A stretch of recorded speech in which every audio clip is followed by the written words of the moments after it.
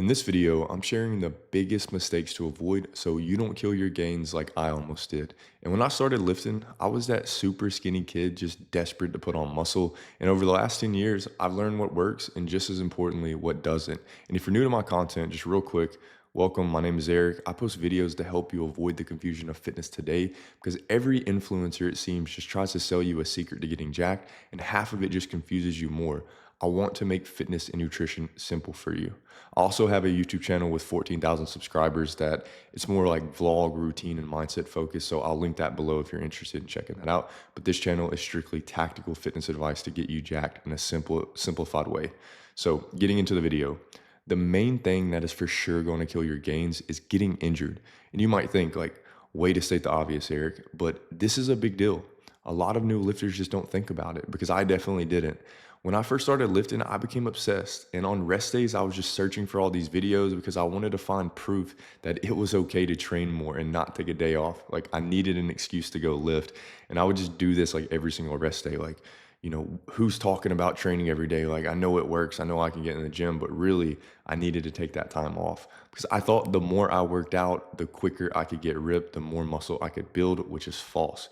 When you're young and you're just starting out, you feel invincible. You want to train every day. But when or if you get injured, all that effort gets thrown out the window. If you tear or break something, you might be looking at months, if not a year away from lifting. And then there goes all your gains and progress you just worked so hard for. And there's a 99% chance you're going to get a small injury at some point in your training journey if you're not smart and strategic about it. And from what I've seen over the years, most injuries happen for just a few reasons. It's either going to be due to overuse, so you're training too often with too much weight, improper warm up, so you're just rushing straight into a heavy work set, improper form, which most of the time is going to go down to ego lifting.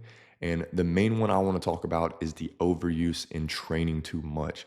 A common fallacy when you start lifting is that more is better. When you're younger, you're full of energy, your body recovers like superhuman, so you might get away with it at first. For most people, daily high volume workouts, high volume meaning like sets and reps, just aren't worth it. If your goal is to look better and be stronger for daily life and look better at the beach, you can get 95% of your gains simply by following a 3-day workout program. And then you can add a fourth day and you're probably pushing 99% of your gains. What you have to understand is most lifters promoting 6 to 7 day a week lifting are on steroids. They're on drugs. And steroids put the body in a super recovery mode. Most users are going to have nearly 10 times the testosterone compared to me or you. And testosterone speeds up muscle repair and recovery so they can train more, they can do more, they can be in the gym more. You probably can't. That's why I always say to be careful with who you take advice from because it may work for them, but it could end up injuring you and then all of your gains are just right out the window. So summing this up, unless your goal is to compete in bodybuilding, you probably don't need to train more than 4 days. If you still want to keep a routine going and a good habit, feel free to go to the gym every day. Just do cardio or incline walking or some ab work, but just don't keep stressing your joints. Lifting every day will prevent you from recovering. That's the problem. This repeated exposure to stress without enough recovery time is going to build up, and it may not hit you immediately, but over time, you're going to start to notice these like nagging joint pains, maybe tendonitis, or even worse injuries. And I'm not saying all this to make you walk on eggshells or to scare you from lifting or getting in the gym.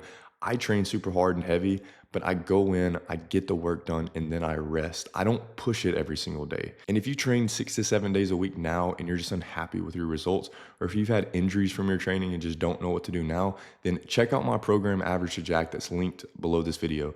It includes 3 and 4 day routines, upper lowers, push legs pull, as well as like a time efficient option for people who are busy. But if you currently have some minor injuries, look at the number of days you're training first. Scale back slightly. If that doesn't help much, look at the total number of sets and reps you're doing a week. Scale that back slightly. That should resolve your issues. You don't have to train every single day to build an aesthetic body. I am proof of that. Like I said, I used to be a super scrawny, toothpick skinny dude and have now built an impressive physique in my standard. And if I can do it, so can you. And I appreciate you guys watching. If you have any video topics you'd like me to cover, be sure to comment below. If you want to check out my program or you're interested in one-on-one online coaching where I can guide you through all of this step by step, check the links in the description. Talk to you in the next one. Peace.